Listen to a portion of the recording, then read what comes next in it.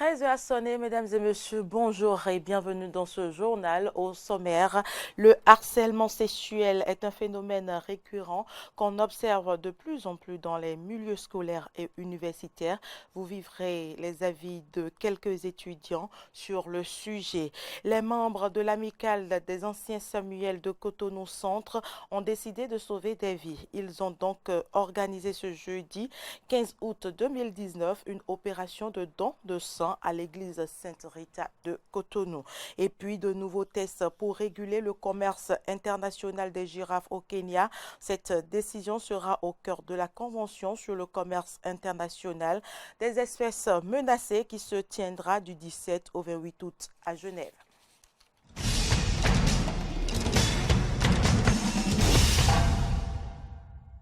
Merci de votre fidélité. Depuis quelques jours, l'université d'Abomey-Calavi est sous les feux de la rampe. Et pour cause, le démantèlement d'un réseau présumé de harcèlement sexuel. Jusque-là, ce phénomène en vogue dans nos administrations, collèges et universités a toujours été un sujet tabou. Mais aujourd'hui, les langues se délient. Quelques étudiants rencontrés sur le campus d'Abomey-Calavi nous parlent ici du sujet. Harcèlement sexuel. Bon, il y a aussi des étudiants qui harcèlent leurs professeurs. Il y a aussi des professeurs qui harcèlent leurs étudiants. Par exemple, j'ai eu une copine qui m'a dit qu'il y a tel professeur, tel assistant de tel professeur qui a fait truc là l'année passée et que c'est à cause de ça, par exemple, qu'elle n'a pas pu valider certains sur eux. Ça, c'est pas bien. Mais quand aussi vous voyez l'habillement de cette dernière, vraiment, c'est pas quelque chose qu'un homme peut voir et laisser facilement parce qu'elle est présentable, elle a toutes les qualités qu'il faut. Donc, je peux dire que ça vient d'elle-même d'une part et d'autre part aussi, le professeur est là pour faire son cours et non pour demander quelque chose en échange. Le phénomène qui se manifeste au campus ici, bon, c'est pas du tout bon. Tout d'abord, c'est un phénomène très grave qui se manifeste à l'université. Ces étudiantes se livrent librement aux professeurs et aux docteurs pour pouvoir avoir les points pour passer en année supérieure. Cela n'est pas du tout bon. L'harcèlement sexuel au milieu universitaire n'est pas une bonne chose. Premièrement parce que nos parents nous sont envoyés à l'université pour apprendre, non pas pour coucher avec des professeurs afin d'avoir des notes faciles. Donc ce n'est pas une bonne chose. Je voudrais seulement dire à mes camarades que ceci n'est pas une bonne chose parce que ces professeurs pourraient être à la place de leur père. Et ces professeurs qui s'adonnent à coucher avec leurs élèves, ce n'est pas une bonne chose également. Si nous venons à l'université et nous avons eu le bac, nous avons dépassé ces étapes de primaire, de collège, pardon, tout ça là. Et nous venons à l'université et nous n'avons pas encore un sens de cette chose-là qu'est l'harcèlement sexuel et tout ce que cela peut conduire de grave à l'éducation nationale, c'est vraiment grave. Et je trouve que ce n'est pas, à mon côté quand même, ce n'est pas une bonne chose. Et il faut vraiment sanctionner ça. Il faut vraiment mettre des lois en application il faut vraiment mettre les lois qui existent en application afin de pouvoir sanctionner ceux-là qui sont responsables de ça. Le 3 août, le ministre de la Santé, le professeur Benjamin Ronkwati, a procédé au lancement de la campagne de don de sang dans les différents ministères et institutions de la République du Bénin.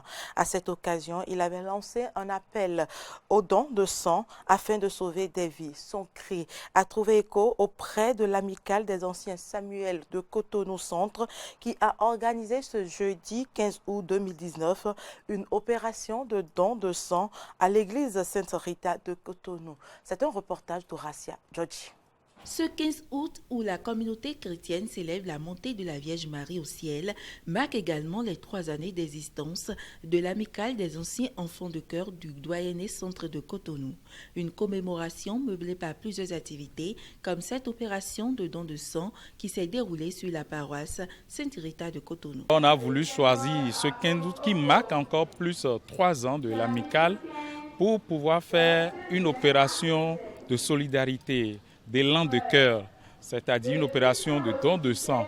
Ça rejoint également la nature de la Vierge Marie, une femme de sollicitude, une femme qui s'est accompagnée, une femme qui est plus proche. Donc c'est dans ce cadre qu'on a voulu ce jour, 15 août, marquant les 3 ans de cette vie amicale des anciens enfants du cœur de Cotonou Centre, donner du sang pour sauver des vies. Parce que le sang est un liquide précieux qui ne s'achète pas, mais dont nous aurons tous besoin en tant qu'hommes, d'une manière ou d'une autre, même si ce n'est pas nous-mêmes directement, peut-être un parent, un proche, un ami en aura besoin. Cette initiative est à sa première édition. Elle a mobilisé les fidèles de la paroisse et autres personnes conscientes de l'importance de ce liquide précieux. Le sang, c'est une denrée vraiment rare. C'est une denrée rare et les circonstances obligent certaines à en avoir besoin.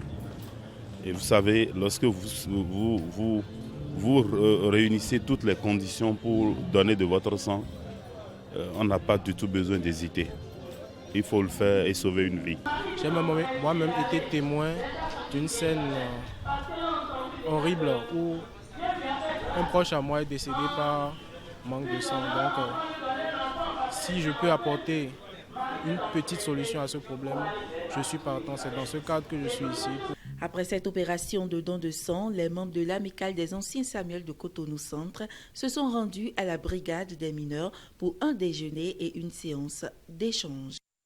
Et puis, les fidèles catholiques du monde entier ont célébré ce jeudi 15 août le mystère de l'Assomption qui s'illustre par le couronnement de la Vierge Marie et sa montée au ciel. Les fidèles de l'église Saint-Martin de Cotonou ne sont pas restés en marge de cette fête. Ils étaient nombreux à vivre la messe dite à cette occasion, une Eucharistie à laquelle on prépare également Ayat Foué et Déné Maroya. La communauté chrétienne est en fête. Elle célèbre ce 15 août la montée de la Vierge Marie au ciel, l'Assomption. Tout comme son fils Jésus-Christ, la Vierge Marie occupe une place particulière dans le christianisme, d'où l'importance que revêt cette fête pour les chrétiens. L'Assomption, la grande signification de l'Assomption est que la victoire de Dieu sur le mal est totale. Et Marie en est un exemple extraordinaire. La victoire de Dieu sur les ténèbres, la victoire de Dieu sur l'ennemi est déjà garantie. Il nous suffit donc de tourner les yeux vers Jésus en nous appuyant sur Marie. La Vierge Marie, elle est incontournable dans le mystère du salut, dans le mystère de notre rédemption. Et qui le comprend et recours à Marie a des bénédictions exceptionnelles, frères et sœurs. Dans son homélie, le père célébrant Jean-Éric Chibozo a mis l'accent sur l'icône que représente la Vierge Marie. Pour couronne, elle avait 12 étoiles sur la tête. Cela montre que cette femme, elle est extraordinairement bénie de Dieu. Voilà pourquoi Élisabeth dit: quel bonheur que la mère de mon sauveur vienne jusqu'à moi. Parce que quand j'ai entendu tes paroles de salutation, l'enfant qui est au-dedans de moi a tressailli de joie. Louange et adoration ont mis un terme à cette célébration. Jésus-Christ est parmi nous, Jésus-Christ est parmi nous. Christ est parmi nous tous les jours.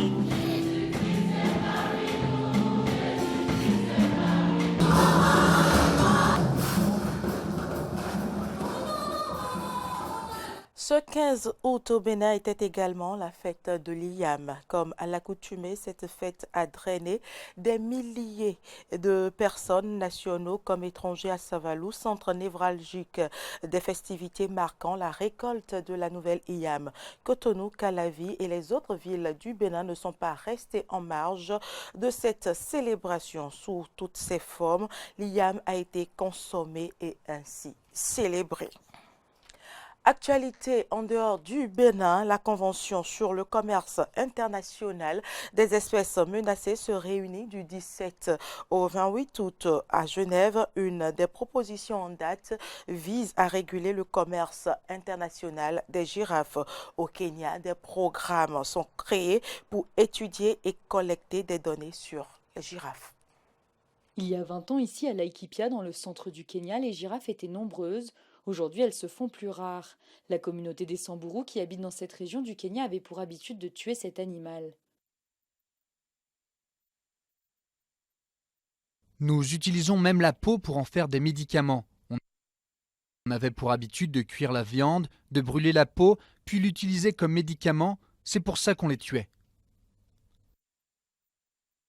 Tuer une girafe permettait de nourrir une famille entière pour une semaine. Au fil des ans, les girafes réticulées, la sous-espèce qui vit dans cette région du pays, se sont faites de plus en plus rares. Des études récentes montrent que la population a chuté de plus de 60% en 20 ans. Simon et son collègue sont des chercheurs, ils analysent le comportement de l'animal.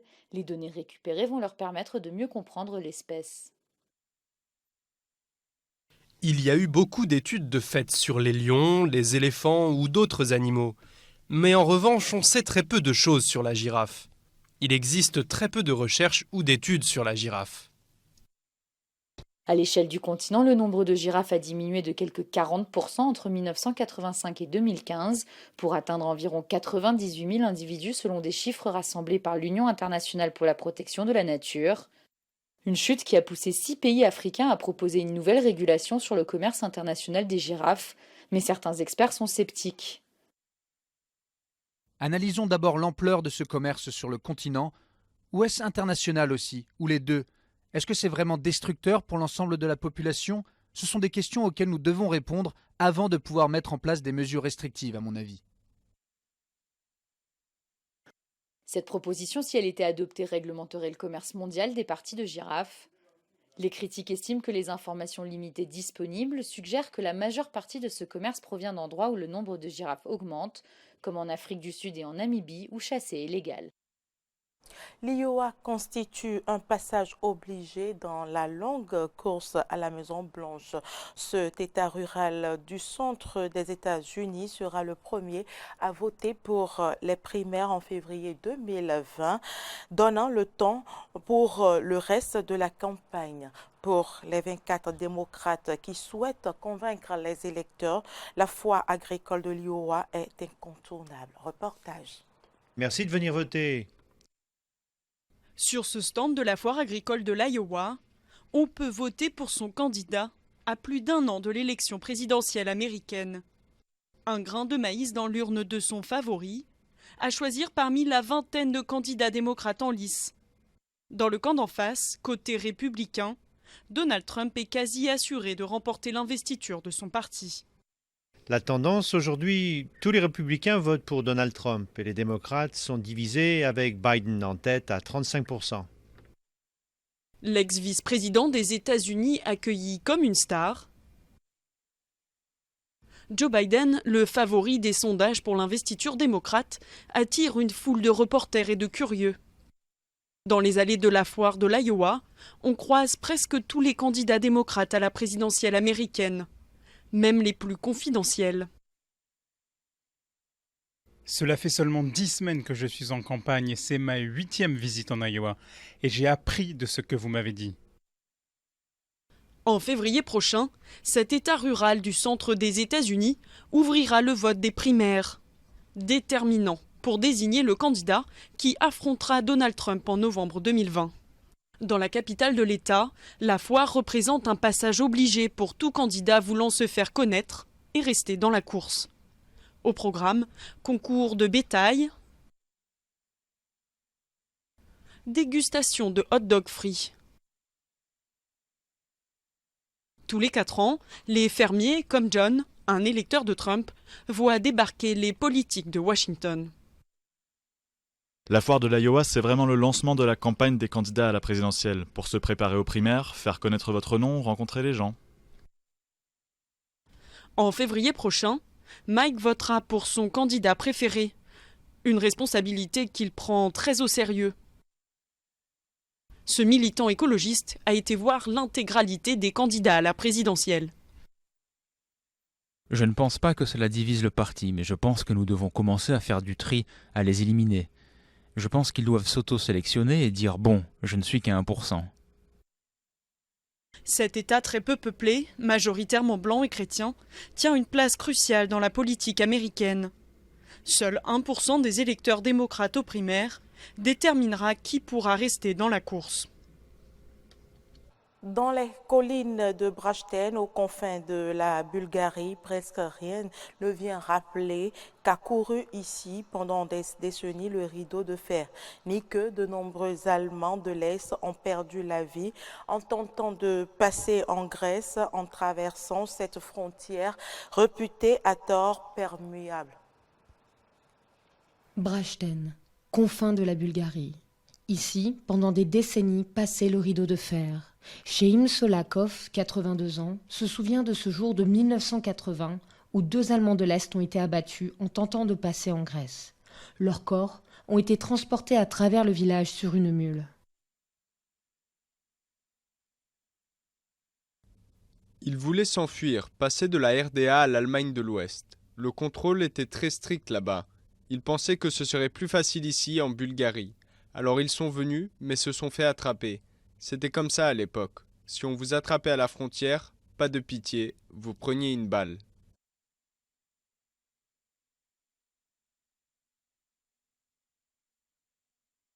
Les gardes-frontières avaient pour ordre d'empêcher les passages à tout prix.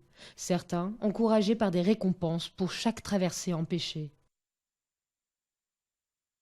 Quand je voyais que la frontière n'était qu'à quelques pas, j'étais obligé de tirer. C'était l'ordre.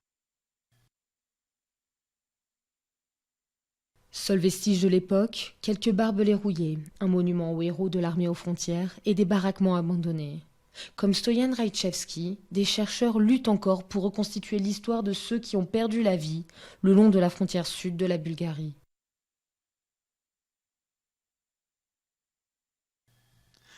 Le plus triste, c'est qu'ils étaient avant tout très jeunes, presque des enfants. Désarmés, sans autre but que de rejoindre leur famille, leur mère ou autre qui étaient restés en Allemagne de l'Ouest. 21 cas d'homicide d'Allemands de l'Est ont été répertoriés à ce jour. Au total, moins de 700 tentatives ont été couronnées de succès et plus de 1500 se sont soldées par des arrestations, voire par la mort. Fin de ce journal, merci de l'avoir suivi. À bientôt.